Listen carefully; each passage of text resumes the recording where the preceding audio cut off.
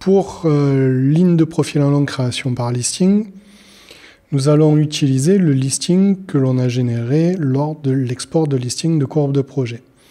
Donc, ce listing s'appelle listing underscore pelon-rudessiste-projet en Excel. Donc, lorsque vous ouvrez ce listing que je vous ai fourni, de la même façon que pour l'axe, on va devoir décomposer la zone.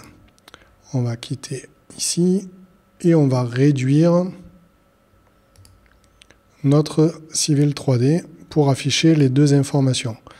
Bien sûr, comme je l'ai dit pour l'axe, si vous avez deux écrans, vous mettez le listing sur un écran, votre Civil 3D sur l'autre écran, c'est encore beaucoup plus facile. Je vais ici geler cette courbe de profil en long et je vais en générer une nouvelle. Je vais choisir de mettre ici courbe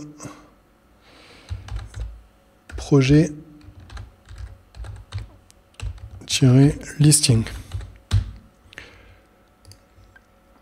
Et je vais faire OK. Et maintenant, pour faire une courbe en fonction d'un listing, on va utiliser d'autres fonctions qui sont un peu moins évidentes.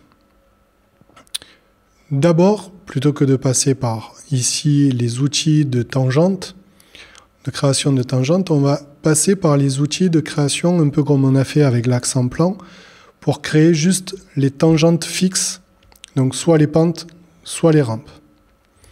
Je vais définir le premier point et je peux obligatoirement ici, je sais que je me suis connecté au début de mon axe, donc de mon profil en long OTN, donc je vais me connecter ici. Et ici, dans cette barre d'outils sur le côté ici, il y a différentes options. Ici, vous avez altitude de l'abscisse curviligne de la ligne de profil en long.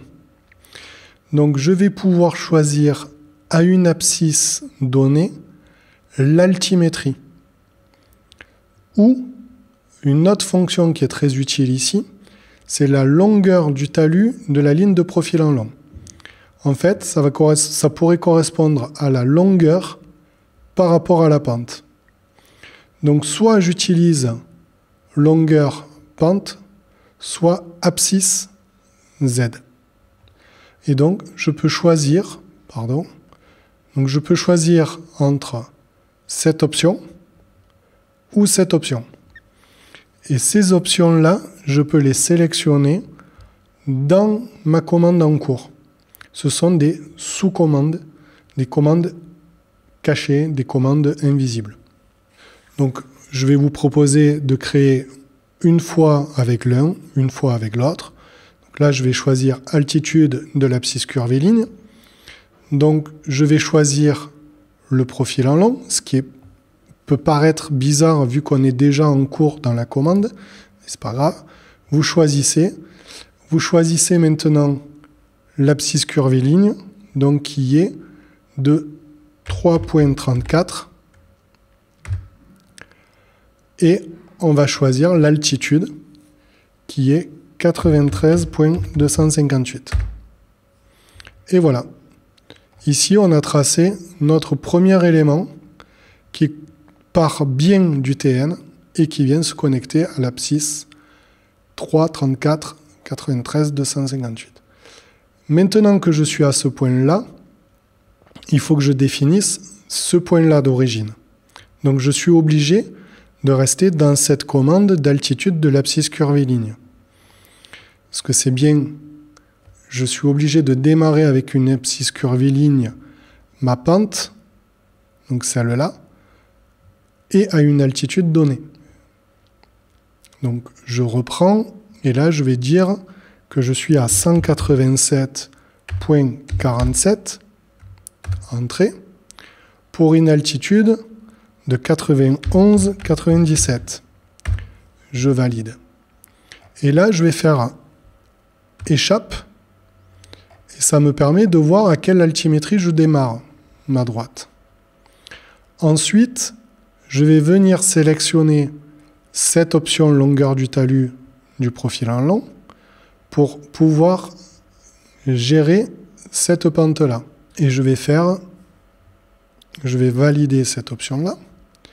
Et je vais dire dans la pente de talus, moins 6,84, entrée, pour une longueur de 113,547, entrée.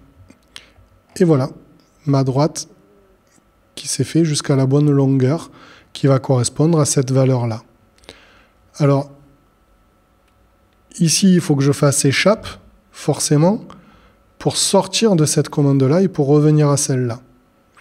Ce qui peut paraître le plus rassurant, c'est de rester dans cette commande-là pour tout le temps travailler qu'avec les abscisses et les aides et pas être obligé de faire échappe pour venir ici, faire échappe pour revenir ici.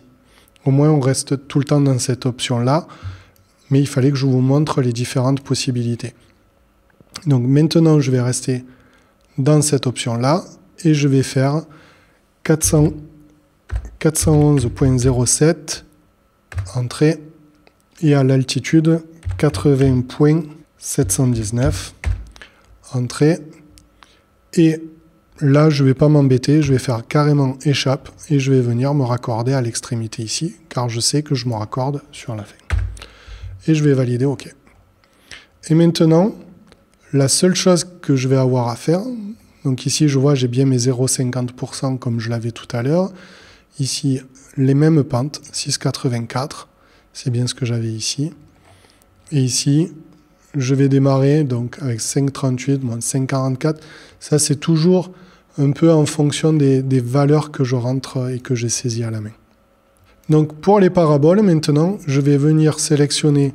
Et avec cet outil ici, courbe verticale libre parabole, je vais pouvoir définir ici le point de contact, la courbe que je veux, la pente que je veux raccorder, la pente ici, et je vais définir par rayon de passage, donc R, pour définir la valeur du rayon qui est de 1500. Et lui, il le prend par défaut parce que j'ai affecté une norme, et donc je valide mon 1500. Et ici, je vais faire pareil, je vais sélectionner le premier élément, le deuxième. Ici, j'ai bien 1500 sur la deuxième parabole, donc je valide, je fais entrer. Et voilà comment j'ai pu faire un profil en long en respectant un listing.